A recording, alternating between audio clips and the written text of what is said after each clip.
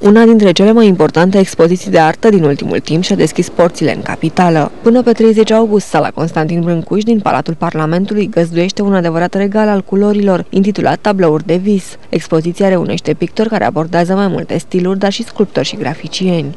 Expoziția grupează peste 350 de tablouri expuse de 30 de artiști, între care Radu Pămân, Horațiu Mălăele, Elena Bissinger și mulți alții pe care îi veți regăsi și pe site. Fiecare om vine pregătit sau nepregătit și pleacă, sper eu, cu ceva.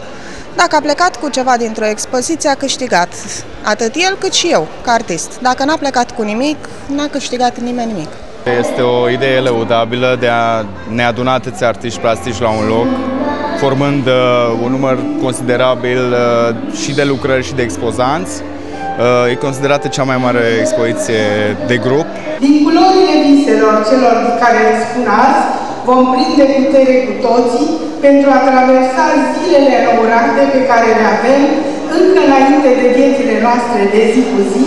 Anul viitor, expoziția va încerca să urmeze o direcție nouă. Evenimentul din 2013 va propune o gală a artiștilor după modelul premiilor Oscar.